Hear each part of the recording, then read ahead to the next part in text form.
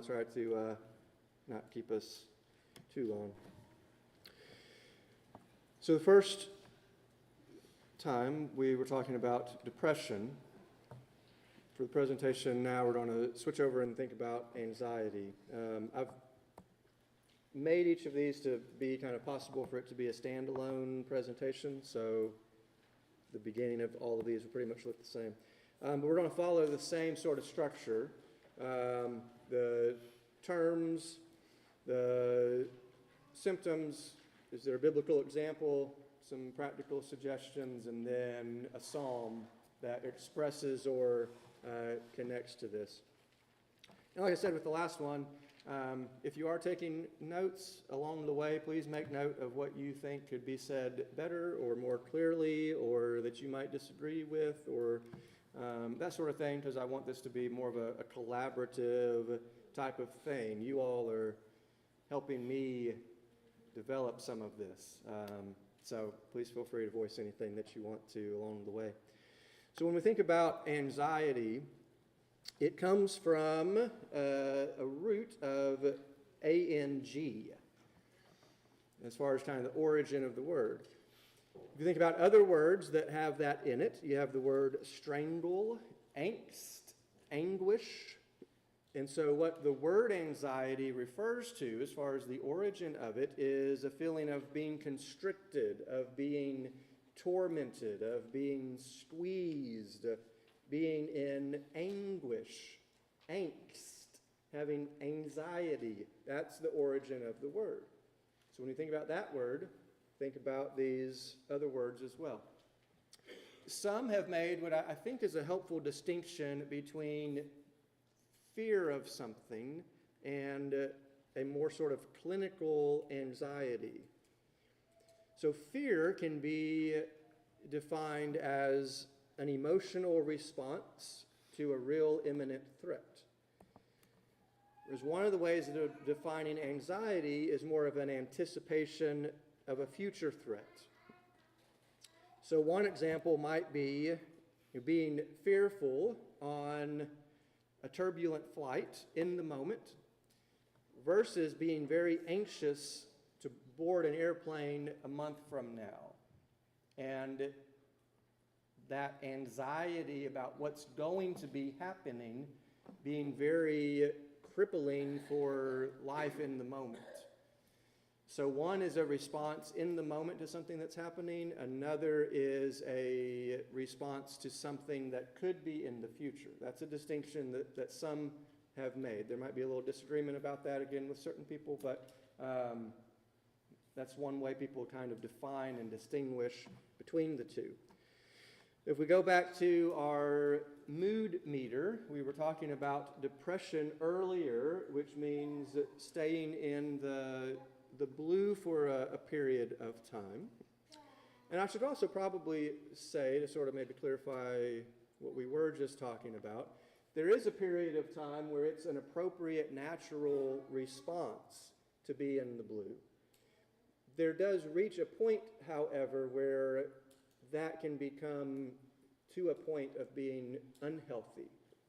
You know, if we have been, I'm just going to throw out a random number for the sake of illustration.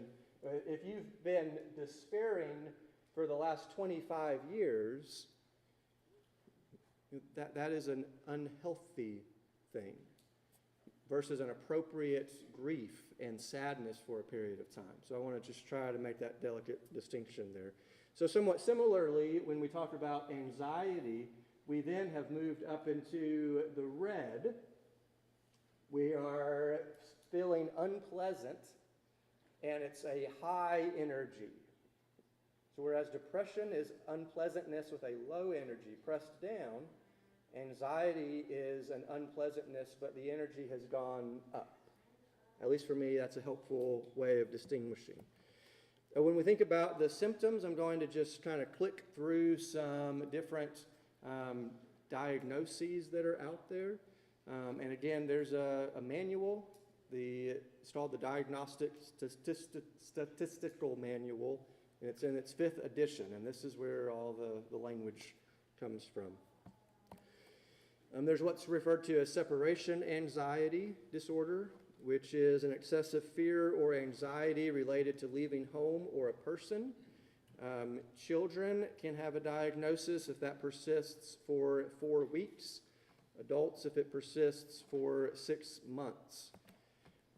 There is something referred to as selective mutism, which is the inability to speak in certain social settings. A specific phobia, an extreme or irrational fear of a thing or situation. Again, these are all particular diagnoses. Social anxiety disorder, defined as a fear or anxiety about social situations for 6 months or more. A panic disorder, which involves episodes of intense anxiety. Generalized anxiety disorder, which is a generalized anxiety for 6 months with no known cause. Saying it has no known cause is not to minimize it, but rather to just say you can't pinpoint, this is the source of the anxiety. One of the thoughts in terms of the more biological, neurological side with anxiety is that parts of the brain function to detect threats and integrate memories. And in those with anxiety disorder, it could be that these parts of the brain are either functioning incorrectly or over-functioning. So parts of our brain work to detect threats. We need to do that. Our brain needs to be able to say, this thing might be harmful, you need to go the other way. That process is also linked with our memory process, because throughout our lives we learn what things might be dangerous, and that gets stored. But if something is not functioning correctly as to detecting threats and integrating memories, it could be that a person more so lives in a state of everything seeming as though it could be a threat, many times based on something in the past. One of the, I think it was the first time I ever got on an airplane, it was a very bad flight. My parents are here with me, and they were on that flight with me as well. I believe I was 8 years old, my first time on an airplane. It sounded like a real fun thing to do, but this was a very, very bad flight. A commercial airline that almost goes down due to a storm. And there was a long period of time where even the thought of being on an airplane did not set well with me. And if I was to be on an airplane, I got into the habit, and I was 20-somethings by now, 15 years later. When I would board an airplane and I would sit down in my seat, I would go ahead and apologize to the person next to me and just say, I am sorry to you right now for anything that I do during this flight, and I will likely feel sick. I will have to use the little bag. I mean, it could be just a bump. But just with that bump, now my brain thinks I'm 8 years old and I'm about to go down on a flight. And in a sense, that's kind of what we're talking about here. And so that's a helpful thing to keep in mind as we go through this. So when we think about biblical examples, are there any examples that would meet what we today would think of as being a criteria for anxiety? We said that word comes from having angst, being in anguish, having anxiety. It's all related. This is one maybe we haven't thought about, I'm not sure, but Luke 22, 41 through 44, about Jesus. Then he withdrew from them about a stone's throw, knelt down, and began to pray. Father, if you are willing, take this cup away from me. Nevertheless, not my will, but yours be done. Then an angel from heaven appeared to him, strengthening him. Being in anguish, he prayed more fervently, and his sweat became like drops of blood falling to the ground. I mentioned earlier that if Elijah were to show up at Peace Hospital where I work, and Elijah says, when he's being asked a series of questions, something along the lines of, "Take my life," Elijah is not going home. He's going to stay there for a time. If Jesus were to show up at Peace Hospital and he is in anguish, he is sweating drops of blood falling to the ground about something that's about to take place, with the current standards of our medical system, Jesus also is not going home. And I want that to you just sort of think and reflect on, how does that land for you? And we can talk about that more later if you would like. But if we say that Jesus had anxiety about going to the cross, how does that land? What do we do with that? I think one of the things, given that Jesus was sinless, that we do with that is then to say that there is nothing inherently sinful about being in anguish and of having anxiety about something that is going to occur. There's nothing inherently wrong or sinful about that. Jesus is in anguish, sweat like drops of blood, because of something he knows he's going to have to encounter. Well, what are some practical suggestions for the church? One, don't shame people with Bible verses. What I have seen, maybe what you have seen, maybe you've heard, is somebody is suffering from that feeling of angst and anguish and anxiety, and somebody comes alongside and says, well, the Bible says to not worry. The Bible says to not be anxious. The Bible says, and we go through our slew of verses that we all probably already know, trying somehow to make this person feel better by making them essentially feel worse.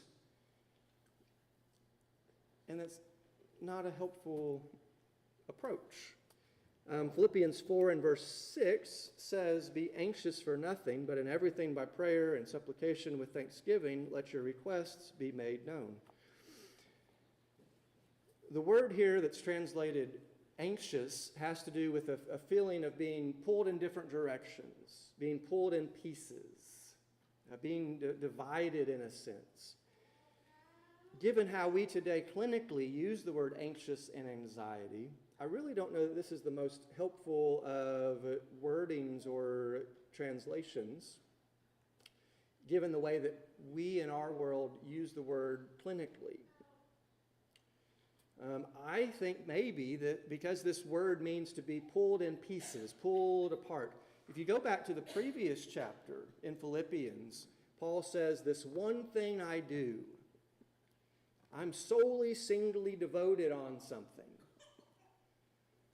I think maybe the next chapter is a contrast to that. This one thing I do, I press forward. The next chapter, don't be pulled in different directions. I don't think this is saying you can never be worried about something. You can never be anxious about something. If there was to somehow be a huge lion or a dangerous animal, a bear or something, walk up here right now, the appropriate response would be for me to be anxious, for me to be kind of worried, because God has given us that ability that my body now says, okay, there's something dangerous, I need to get out of here. It would make no sense for you to say, now don't be worried about that. You just keep doing, the Bible says don't worry, don't be anxious. There's a lion right here, or there's a bear right here, or there's a huge snake right here. Don't worry about that. Don't be anxious about that. If you do, you're not being a good Christian, so you just stand right here and finish your lesson that you planned. That doesn't make any sense. I think we all understand that doesn't make any sense. And yet we often, as the church, I've seen, we essentially do that. There is a lion next to somebody. It may not be a physical lion, but there is something there. What this passage and other passages like it have to do with is remain solely devoted. Don't let your loyalties be divided. Remain solely devoted to God. Don't worry that He won't take care of you, because He will. Remain faithful to Him. He will be there. We don't always know how things will work out, but He'll be there for you. Don't worry that He'll leave you. Don't be anxious that God's going to depart from you. Second suggestion, listen to the past before giving hope for the future. Similar to how we talked about depression, I think also with anxiety, there is a move toward saying, well, don't worry about that. Think about the future. Think about heaven. Think about your hope.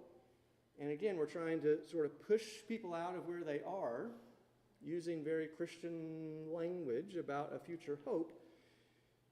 But we're not with them in the present, and we're not doing the hard work of listening to what's in the past, getting to know them well enough to know what's in the past. We should try to help each other be hopeful, but we should only do that after we first have done the hard work of trying to understand a person and what's in their past.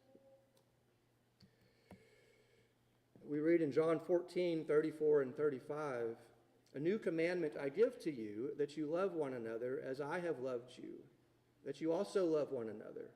By this all will know that you are my disciples, if you have love for one another." And what I want us to challenge us to think about is, what does it look like to love one another well in the midst of all of the things that we encounter? What does it look like to love someone well during a period of depression, during a period of anxiety, during a period of whatever it might be? A third suggestion, spend time doing something the person enjoys. Many times, anxiety, as we've already mentioned, is a higher energy experience. It's not that they lack energy or that we lack energy. It could be that there's even maybe a surplus. So what is something the person enjoys doing? And come alongside of them in that. And then a fourth suggestion, if there is a need to kind of come down in energy, is a prayer journal. This is something that I have found to be helpful for a lot of people. There's something about becoming still enough to write and put your words down and then be able to later go and reflect upon that seems to be very helpful and healing for people. My favorite one is, it's called the Prayer Map. You can find these on Amazon. There's a whole slew of these. The Prayer Map for men, Prayer Map for women, Prayer Map for teens, Prayer Map for boys, Prayer Map for girls. They're basically all the same thing. It's just the little, like the little doodles, if I can call them that, are different based on what you get. But it's all pretty much the same thing, and it's a map. Help a person to track through their thoughts. So it starts off with, "Dear God, I'm thankful for my worries, people I'm praying for, here's what's going on in my life, my needs, other things." And I think the exercise of that, of putting pen to paper and putting something down, can be very healing and helpful for all the things we're talking about, but I think especially with the issue of anxiety. If there was a psalm that I could point to that I think expresses that the psalmist is feeling some level of anxiety, it would be Psalm 55, verses 4 through 8.